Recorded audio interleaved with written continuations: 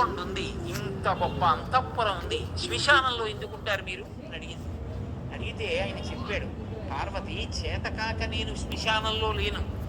బ్రహ్మదేవుడు అడిగాడు, శంకర, చీకటి పడిన తరువాత ఉగ్రభూతాలన్నీ కూడా ఇళ్లల్లోకి బయలుదేరుతాయి, వాళ్ళని అనుష్ఠానం చేయనివ్వవు, సూర్యోదయాత్ పూర్వం నిర్మాల్యం అవి తీసేస్తాయి, తర్వాత యజమాని చేసిన ఇక ఫలితం ఉండదు. అందుకే ముందు స్నానం ఎవరు అంటే భార్య చేస్తుంది, భర్త చేయడు ముందు స్నానం.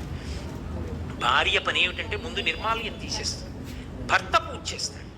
ఎందుకంటే ఆయన అనుష్ఠానం చేసుకోవడానికి పూజ చేసి వచ్చే లోపల పూజామందిరం తుడిచి కడిగి ముగ్గు పెట్టి మడి నీళ్లు పెట్టి చెయ్యాలి కదా. నిర్మాల్యం తీయడం భార్య పని. అందుకే ఇప్పటికీ శ్రీకాళహస్తిలో శివలింగానికి ముందు అభిషేకం చేయరు, జ్ఞానప్రసూనాంబకి ముందు అభిషేకం, ఇల్లాలు ముందు స్నానం అనడానికి గుర్తు అక్కడ. కాబట్టి శంకర, ఈ ఉగ్రమైనటువంటి భూత ప్రేత పిశాచములన్నీ ఇళ్లల్లోకి వచ్చేస్తాయి. అవి రాకుండా ఉండాలంటే వాటిని కాసేపు తమాషా చేసి అట్టే పెట్టాలి. అందుకని శ్మశానంలో ఆయన నర్తన చేస్తుంటాడు. ఆ నర్తన చేస్తూ అవన్నీ అక్కడ కూర్చుంటాయి. రెండో కారణం ఎందుకుంటానో తెలుసా పార్వతి? బ్రతికున్న నాళ్ళు నా వాళ్ళని కష్టపడి వాళ్ళింటికి ఎడతాడు, వీళ్ళింటికి ఎడతాడు, ప్రయాణాలు చేస్తాడు, రైళ్ళు ఎక్కుతాడు, అక్కడికి ఎడతాడు, ఇక్కడికి ఎడతాడు, విమానాలు ఎక్కుతాడు, వాళ్ళింటికి భోజనం అంటాడు, వీళ్ళింట్లో పలహారం అంటాడు, అన్ని తిరుగుతాడు. సరదాగా అలా వెళ్ళొద్దామని ఎవడైనా రుద్రభూమికి ఎడతాడా? ఎవడు వెళ్ళాడు. కానీ అంతా అయిపోయిన తర్వాత రుద్రభూమికి తీసుకొస్తాడు. తీసుకొచ్చిన తర్వాత నేనని ఇన్నాళ్ళు ఇన్ని ఫెయిర్ అండ్ లవ్లీలు రాసి, ఇన్ని ఆల్అవుట్లు పెట్టి, ఇంత ఏసీలో ఇంత పరుపు మీద పడుకోబెట్టిన శరీరం కట్టెల్లో కాలిపోతుంటే చూసుకుంటూ ఉంటాడు జీవుడు.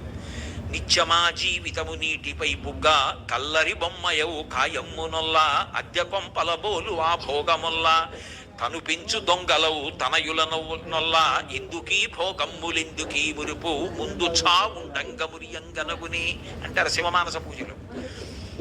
ఏడుస్తూ నిలబడతాడు, చీకటి పడిపోతుంది, కపాలమోక్షాన్ని తల పగిలిపోయి చప్పుడు వస్తుంది టప్ అని. కాటికాపరి సౌత్తి చేస్తాడు, వెళ్ళిపోండి అని. తలస్నానం చేసి కొడుకు వచ్చిన బంధువులు వెళ్ళిపోతారు, వెనక్కి తిరిగి చూడకుండా. తాను ఒక్కడే నిలబడి ఉంటాడు, చీకటి పడుతూ ఉంటుంది, దాటి వెళ్ళడానికి లేదు. అయ్యయ్యయ్యో, వీళ్ళందరినీ నమ్ముకున్నాను, మా ఆవిడని ఇంత పిచ్చి పెట్టుకున్నాను, కాయము వీడి జీవుడితి కంపిత చిత్తత నీకు చుండబో నాయన యంచు ఎచ్చు నిజనందన నందినులైనుగా ని కందోజిని భస్మముల్ తొలుత దుఃఖమహంబుని సొచ్చు పత్నియన్, కాయము వీడి రారు కథ చేసిన కర్మము పుణ్యము తప్ప శంకర అని ఏడుస్తుంటే ఓదార్చడానికి ఒక్కడుండడు పార్వతి. చచ్చినవాడు 100 మాటలు చచ్చిపోతాడు భయంతోనని, నేనున్నాను రా, బెంగ పెట్టుకోకు, ఇంకో